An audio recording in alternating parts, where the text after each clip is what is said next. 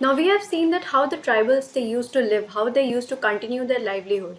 Now let's see how did the colonial rule affect the tribal lives. Now it's obvious that the colonial rule was there in the India and they were trying to annex the whole territory of India. These included the areas that were occupied by the tribals as well. And the Britishers they had to interfere with the livelihoods of these people because of course they were also the subjects that the British were supposed to administer of, or they thought that they were supposed to administer. Now, how did the colonial rule affected the lives of the tribals and how did they come up with that? Did they settle down like the other people did with the British laws, or did they stood up in revolt? Let's see how it stood up. What happened to the tribal chiefs? Tribal chiefs were allowed to keep land titles over a cluster of village but lost their administrative powers to the British. Now we have seen about some of the tribes such as Santals, Orans and Mundas. Now these tribes, I forgot to tell you in the other slide, these tribes they used, when they started settling down, when they started practicing settled cultivation, they were supposed to, the land which they chose to have, they were supposed to, they thought that it was the property of their ancestors, so all of them had same right over that land. So basically all the people of the tribe had the same right over that land which they thought was theirs, because they had been living in that place for a very long time, and all these tribes they used to have their own kinds of land and they all used to work there, and whatever the cultivation, whatever the crops they used to grow from that area was divided between them. So that is how it used to happen. They also had a chief. So basically it was very difficult to pick out a chief from an area where you all have the same rights, but somehow some of these chiefs they came into position. Now these chiefs they control some of the powers, like they did not work on their lands, rather they rented the land or they made some of the people work on their land. They themselves did not go to the land, and some of them they had local police as well. Some of them they were used to practice their own kind of living as the chief of the tribe, and tribe also they believed in that person. They also look up to the person. That person was more powerful, that was supposed to be more powerful than the other people of the tribe. Now the tribal chiefs, what happened to these tribal chiefs were, we'll see this in two parts, like how the colonial rule affected the lives of these tribal chiefs, and the secondly we'll see that how it affected the lives of the cultivators, tribal cultivators.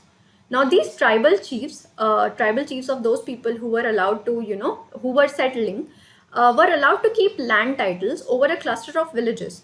So whatever land they owned, they were allowed to keep the titles of the land, but they lost their administrative powers to the British. Now what were those administrative powers? The administrative powers was basically that they were supposed to follow and obey the orders of the British. Now they could not live the way like they have been living traditionally. What they thought that were rules were, they were not supposed to follow that. Now they had to follow an approach which was laid down by the Britishers as to discipline themselves. Of course, an administrative, it also comes that they had to pay revenue to the Britishers. They were allowed to keep the land titles, but certain amount of fixed revenue was supposed to be given to the Britishers for occupying those lands. Now the tribal chief, they did not enjoy this kind of interference. Of course, they lost their traditional roles, and some of the people, they were also very resentful amongst this interference of the Britishers in their lifestyle. Of course, their lifestyle was also disturbed. They were supposed to follow the British rules now, and even though the land was there, they were supposed to give a certain kind of revenue to the Britishers. That was also not liked by them. So this is what happened to the tribal chiefs. Now what happened to the shifting cultivators actually? Britishers, they were they thought themselves to be a very modern people who were there on a mission to civilize the nation. That we have seen in the other chapters as well. We'll see in the chapters which come next as well, that Britishers, they thought that their coming to this place in India, they was supposed to come with a motive, not just economic motive but also moral and cultural motive. So the people of India, they thought, were not civilized enough to live in a modern world. So basically they thought that they were supposed to civilize these people, and in order to civilize the people or administer them properly, you need to have them in a certain place. Now, what happened with these shifting cultivators were that they were not ready to shift down to a particular place. Since they were shifting cultivators, that is what they did. They used to shift from place to place. But the British did not want someone who could not have their foot in a place. Those people were difficult to control. Those people were difficult to administer. If you have a person sitting right across you, you are more able to control that person rather than a person who is just standing over there or standing over some other place, or who is just moving around in a circle, or who is just moving around you. So those people are more difficult to control, and the British, they wanted supreme control. They wanted complete control over all kinds of people that were there in the reign. So the British, they introduced to these shifting cultivators a land settlements and fixed the revenue demand. So basically, some of the peasants, they were given the ownership of the land, and some of the peasants, they were supposed to work as tenants. And they were supposed to give rent. So whatever the crops they yield, whatever the rents they have, whatever the kind of field they used to work upon, they were supposed to give a fixed kind of rent, a fixed kind of revenue to these people. The Britishers, they were trying to settle down these people. That is why they introduced this, that we will give you a land. Some of the peasants, we will also give you the ownership of the land, but you'll have to give us a certain amount of revenue. However, their effort to settle Jhum cultivators was not very successful. Why was it not successful? Because the Jhum cultivators, where they used to live, they were the foothills of a mountains. So basically, a mountains is not some kind of place where you can practice settlement. They have to move from some place to other. That was not a dry land. That is not some land where water can be stored. So there is always some kind of movement in the foothills of the mountain. So you cannot practice settlement there very easily. You have to work very hard upon that. And the tribals, they were not ready to shift from their shifting cultivation. So it was very hard to pacify them into the British orders. And it was not successful, because ultimately the Jhum cultivators, they protested against this coercive method, and then they turned back to their own kind of shifting cultivation. The Britishers could not do anything to stop them, because they also, it is my hypothesis that they also must have understood after a certain period of time that, okay, this kind of farming cannot be done, this kind of land settlement cannot be done on the foothills of mountain on which these people are practicing shifting cultivation. So basically, that could not happen with the shifting cultivators. Let's see what are the forest laws and their impact. Now, the Britishers, they were very keen on having all the areas of all the areas that were there in their annexed property. They were very keen on having control over all those areas. It doesn't matter if that area was a plain land or if that area was a forest.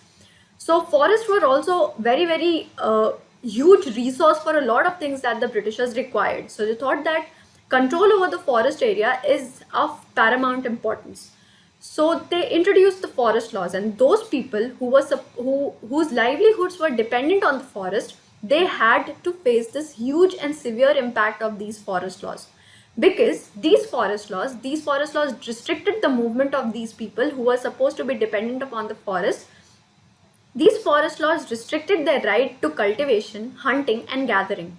So the hunter-gatherers, whose life was totally dependent on the forest, those people, they saw a halt in their life.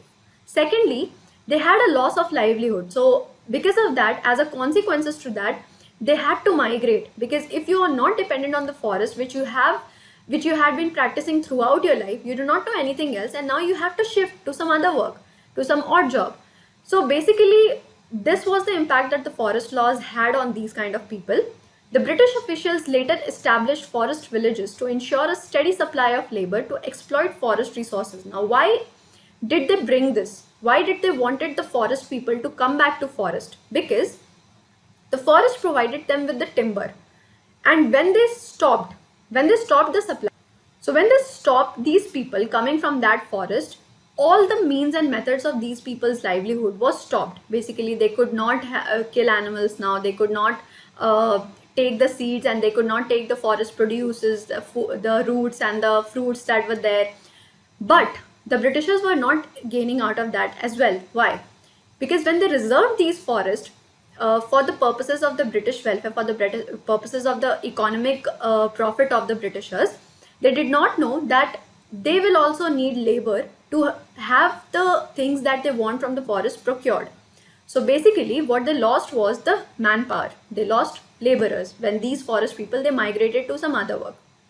So what they did was they called these people back, and then they said that, okay, we give you the access to the forest, but you need to work as a labor for us. So basically you will also have your right, you will also have your little bit of old livelihood, but as opposed to that, you will not live freely as you were living earlier. Now you will work for us. So you can have your life in your forest as you were having earlier, but now you have to do two things for us. First, you will cut down the trees and you will supply timber for us. You will supply timber to us for the purposes of railways. Britishers, they were establishing a lot of things during that times, and they needed a lot of manpower for procuring timber and lot of forest materials from these places. So they used these people as laborers for doing those things. Also, these people protected the forest. So basically, they were approaching two targets from one kind of labor. So that is how they were ready to grant taxes to the hunter and gatherers in exchange of the labor that they provided for the timber. Let's see what's happened next. Over the time, the restriction posed by the forest laws resulted in 1906 revolt of Songram Sangma in Assam and the forest satyagraha in the 1930s in the central province, that is the state of Uttar Pradesh, Madhya Pradesh, and a lot of other states, surrounding states. Now, why these revolts happened? These happened because the forest people, as I already said, these people were not used to living as laborers and serve and having wages in return. They had their whole livelihood dependent on the forest, and they were not ready to become laborers. So they started revolting. They started disobeying all the laws of the Britishers, and they started revolting in the sense that they did not do what the Britisher told them to do. They did not cut the timber. They did not amicably implied to all the orders that the Britishers implied on them. So basically, they just revolted against the Britishers that these laws which you are implicating on us is very, very out of our reach, and we cannot do this. We are used to living in a certain kind of way, and we will live that kind of way. So you cannot do anything to us. And this resulted in both the revolts which we see here, the Songram Sangama. We have to remember these kinds of names for your answers. So basically, try and remember these and try and write these in some different font or from different pens. So you will always remember this when you are revising the chapters. And this forest satyagraha in 1930s as well.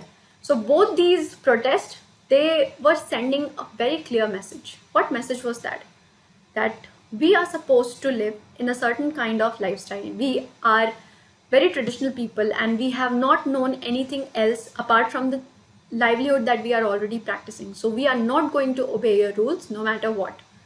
So that is how the Britishers come to know that they were not timid people, and they were not being subjugated as the way the Britishers thought they would. So that is what the forest law and their impact resulted in. Now the problem with the trade, the case of the silk growers. These tribals, they were always suspicious of the people who came from the outside. Now they believed in barter system. Whenever they needed some other supply of the goods, like those goods which were not there in the practice that they were meant to be doing, that is the hunter-gatherers, they had their own practice, the shifting cultivators, they had their own practice. But whenever they needed some products from the outside of the area in which they used to live, they used to do some odd jobs, like work as laborers, or work some of the odd jobs, work in the market. So often they used to come across these kinds of men who were traders or money lenders. So they were not very enthusiastic with working on them. They were used to work in a barter kind of system where you give me something, and in exchange I will give you some forest products. So that's how it used to work between them. They were not very keen on having a lot of money or money in general. But in the late 18th century, the money lenders and the traders, they found a way to these forest people. How?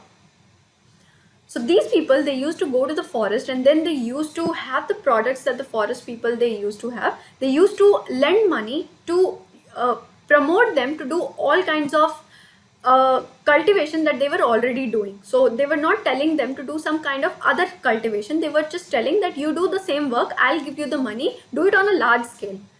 They had their own profit mind. They did not wanted anything for the welfare of the forest tribals. They just had their own profit. Now these traders and money lenders just started offering loans and wages to these forest people, these tribals, and they were very suspicious. The tribals were very suspicious, but they took their time to understand that what was actually happening during that time, because they were very unknown to the social life outside. So they took their time.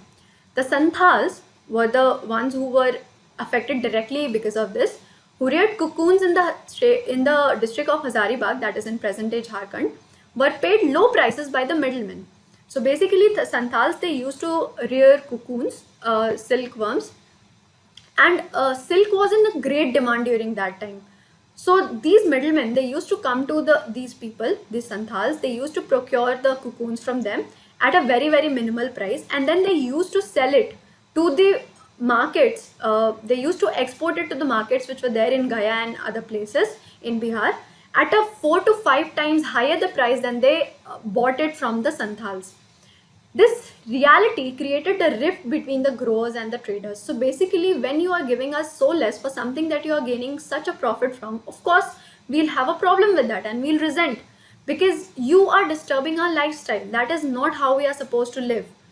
If we want something, we trade it with the barter system kind of way. We do not need your kind of money where you have this profit tremendously and you exploit us for your own needs. You loan us money and then you take so much of interest and all. So the tribals, they also opposed to this kind of living, and that they also resisted the money lenders and the traders. The search of work. Some of the tribals, they were also recruited in some of the mining works that happened in the early 19th century. Now these people, they were supposed to do a lot of mining work which was in such a harsh condition that we cannot even imagine. Like it was so suffocating and you could not breathe, and most of these people, they used to die. Thousands of people, they used to die because of the conditions that surrounded around the mining operations. So it had a great impact on their lives. They were recruited in large number at low wages to work the tea plantations of Assam and coal mines of Jharkhand. So not only the mines of the Jharkhand, they were also supposed to work on the tea plantations of Assam. We have seen in the previous chapter that how it was different from those of the indigo cultivators. It was different in the sense that these people, they were supposed to leave their home and have a contract with the Britishers that they would work on these plantations, the tea plantations. Now they were not even supposed to meet their families. They were not allowed to go home. They were not allowed to have any kind of freedom. Rather, they were kept there in solidarity, and then they were made to work on the tea plantations until it was producing that kind of level which the Britishers, they thought. So that was very harsh and exploitative. They were also given very less amount of wages, and most of these people, they lived their life very harsh, in a very harsh conditions. That some of the miners of the Jharkhand, they also died. They died at a very young age, and because the conditions were so harsh and they used to work in such an underground position that there was no air, a quality air to breathe in. So the condition was very exploitative, and in search of work, most of these were the migratory people who could not find work in their tribes, and they had to move out because of the exploitative laws of the Britishers. And also in the present day also, the mining activity is not that safe. Of course, we have come up with the solutions, we have come up with a lot of arrangements that could help the miners, but today also a lot of people who go mining lose their lives. The Jharia coal mining, which is there in Dhanbad and the areas of the Jharkhand, this has also seen a lot of people dying because of the suffocation, because of the huge level of carbon dioxide and methane. So that is what happened. Now here's an activity to find out whether the conditions of work in the mines have changed now. Definitely it has changed from what was there in the British era. They did not used to have a kind of work safety or all the insurance of all the people, or they did not used to provide some safety mechanisms to these people for going underground. Now we have a lot of human rights group as well as the government also, they provide to these people a lot of safety barriers for their protection inside the mines. We have laws also to protect them. So this is how it is different in today's day. Check out how many people die in mines every year and what are the reasons for their death. Most of the people that used to die during that times, they were dying because of all the circumstances that used to happen. Britishers, they did not used to provide anything for these people. Now the condition has improved, but it does not mean that the people don't die. Still people are dying every day. Now, some of the reasons because why these people they die, according to the report of the Hindu, uh, over 377 people died in 3 years in mining, and these people, they lost their lives because of the some of the uh, accidental reasons. So because some of the accident that happened on the site, because there was some leak or because the bar couldn't hold, so these kinds of accident, they are prone in the mining areas, and that is how some of these people still die every year. The mining involves a lot of risk, and a lot of people in search of work who are poor and who are poverty ridden, they just go to the work and they risk their lives to do a lot of things. So even now we have a lot of things to support and to help them, but still it is still a dangerous work.